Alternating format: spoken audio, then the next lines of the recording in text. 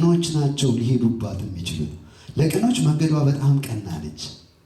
ቅን ላልሆኑ ሰዎች ግን መንገዷ ታንሸራትታለች፣ ትጥልሃለች፣ ትወድቅ ያዳልጣል። ይሄ ጨዋታ አይደለም። እግዚአብሔር አምላክ የተመሰገነ ነው። ጌታ ኢየሱስ ክርስቶስ ጌታ ነው።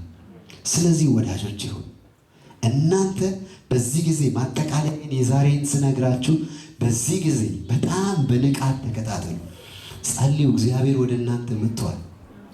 whatever it is እግዚአብሔር ወደ እናንተ መጥቷል። እግዚአብሔር ከእናንተ ላይ የሚሰብረው ነገር አለ።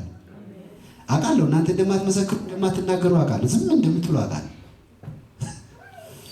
ግን እግዚአብሔር ከእናንተ ላይ ብዙ ነገር ይመታል፣ በእናንተ ላይ ብዙ ነገር ይሰብራል። ይህን ስላችሁ ዝም ብሎ ተራ ነገር አይደለም። ለዘመናት በሕይወታችሁ የቆየ እናንተ ራሱ እጅ ወደ ላይ ያላችሁለትን ነገር እግዚአብሔር ይመታዋል። እጅ በቃ ይሄ አይጭ በቃ ብላ ይሄ ቤተኛ የሆነውን እሱን እግዚአብሔር ይመታል። ጤና ይሁን ትዳር ይሁን ስራ ይሁን whatever it is እግዚአብሔር ከእናንተ ላይ ይመታል። እስቲ ይመታልኛል የሚል ሰው አሜን ይበል። አሜን። እንዴ እግዚአብሔርን እኮ ነው የያዝከው። የምታምነው እኮ እግዚአብሔርን ነው እኮ። የምትከተለው እኮ እግዚአብሔርን ነው። አምላክ እንደሌለው እንደማንም እንደ ተራ ሰው ሆነ ዘመን እንዴት ያልቃል? ታዲያ የት አለ እግዚአብሔር? አንተ ቤት ቤተኛ ሆነው ጭራሽ የሚኖሩ ከሆነ ብዙ ነገሮች የት አለ? የጊዜ ጉዳይ ነው። ያ ጊዜ ደግሞ አሁን ነው። እግዚአብሔር ተነስቶልሃል። እግዚአብሔር ተነስቶልሻል። ጌታ የተመሰገነ ይሁን። ያን ጊዜ የእናንተ ነገር በሙሉ ወደ መለቀቅ ወደ ነፃነት ይመጣል። እናንተም ደግሞ ያን ጊዜ እግዚአብሔርን በስነ ስርዓት ማምለክና ማገልገል ትጀምራላችሁ። ኢየሱስ ክርስቶስ ጌታ ነው።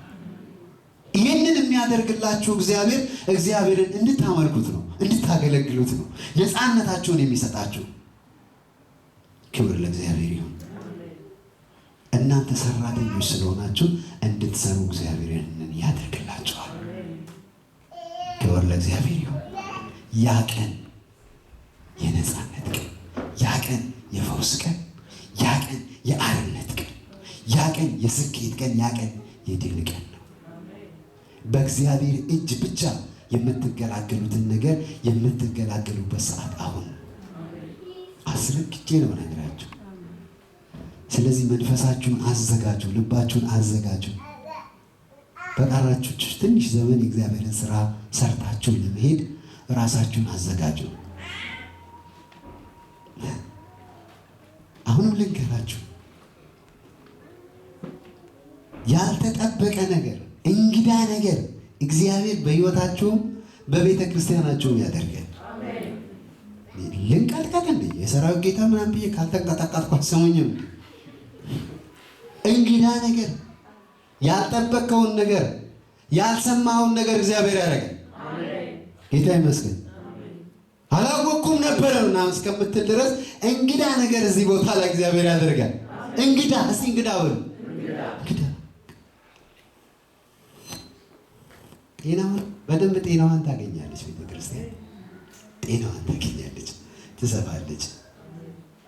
በግላችሁም እንደዚሁ ራሶቻችንን ዝቅ አድርገን እንጸልይ።